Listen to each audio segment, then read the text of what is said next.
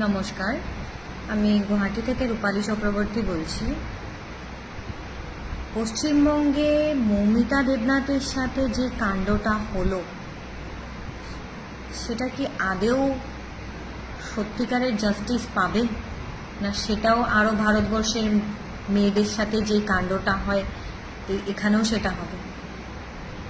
এই ফাইলটাও কি বন্ধ হয়ে যাবে কদিন পরে, না এটার প্রকৃত অত্যাচারী ধরা পড়বে?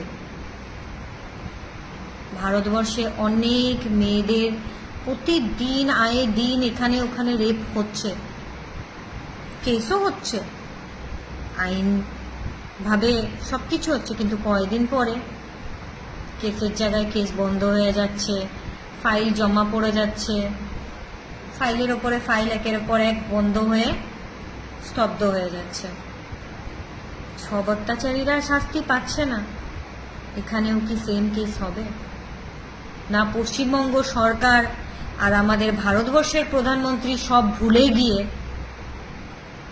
আমাদের যে জীবন যে বাঁচায় চিকিৎসক, তার অত্যাচারীকে শাস্তি দেবে?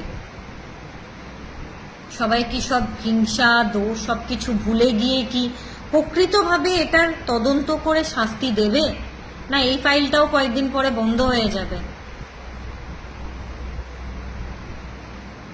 ভারতবর্ষে আমাদের জন্য মেয়েদের জন্য এত আইন বেরোচ্ছে, আদেও কি সেই আইনগুলো কেউ মানছে?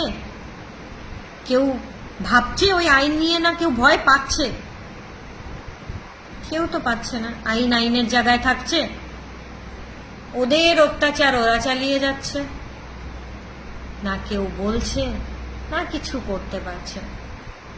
তাহলে তো আমার এখানে এটাই বলা দরকার যে এই আইনগুলো আমাদের জন্য মানুষ দেখানোর জন্য না বানিয়ে, যে আইনটা সত্যিকারের বানানো হয়েছে তাকে প্রকৃত ফর্মে এখানে কার্যকরী করে দেখানো উচিত, যে হ্যাঁ আমাদের জন্য যে আইন বানানো হয়েছে সেটা প্রকৃত পক্ষে অ্যাপ্লাই হয় প্রত্যেকটা ক্ষেত্রে। আমার তো মনে হয় না, কারণ ভারতবর্ষে যে পরিমাণ মেয়েদের ওপর অত্যাচার হয়, সব ফাইল তো বন্ধ হয়ে যায়। কয়েকদিন আগে বাংলাদেশকে নিয়ে সবাই ছিচিকাণ্ড করছিল যে বাংলাদেশ এই করছে, আজকে আমাদের ভারতবর্ষে কি হলো? ভারতবর্ষেও তো সেমই হলো। ভারতবর্ষের মেয়ে হয়ে ভারতবর্ষে সে ডাক্তার, অন্য সাধারণ মেয়ে না, সে তো মানুষের জীবন বাঁচায়, সেই প্রতিশ্রুতি নেয় না। জীবন বাঁচানোর প্রতিশ্রুতি নিয়ে সে নিজের জীবনটাকে বাঁচাতে পারলো না।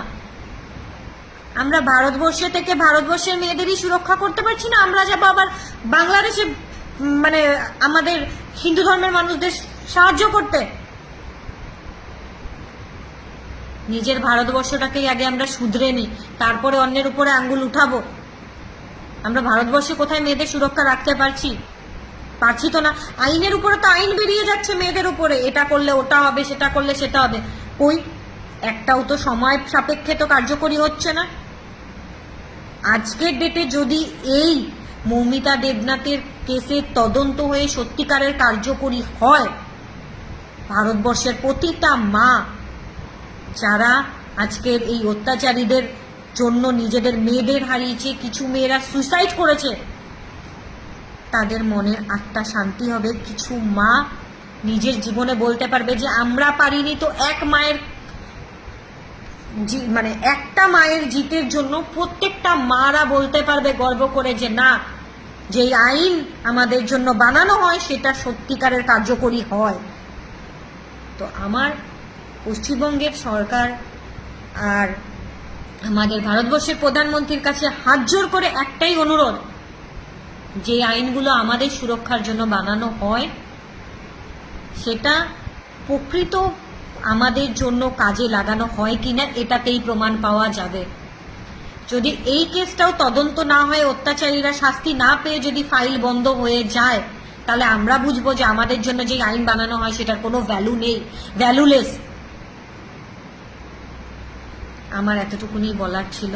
আমি আপনাদের কাছে হাত জোর করে এটাই অনুরোধ করব, আমাদের মমতাদির কাছে, আমাদের মোদিজির কাছে, আপনারা সব ভুলে গিয়ে আমাদের যে চিকিৎসক, একজন মা যে তার সন্তানকে হারালো, একজন মা তার সন্তানকে হারায়নি, এখানে শত শত মা আর সন্তান, আজকের ডেটে প্রত্যেকজন মা আজকে এই মৌমিতা দেবনাথকে নিয়ে কাঁদছে যে আজকের ডেটে আমাদের মেয়েদের সাথেও সেম জিনিস হতে পারে, সেটা ভেবেই কান্দা করছে।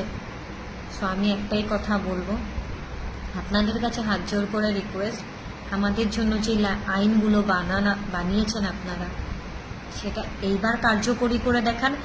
আর বাকি 5টা ফাইলের মতন এটা বন্ধ করে দিয়েন না। আপনার কাছে এতটুকুনি আমার অনুরোধ। ধন্যবাদ।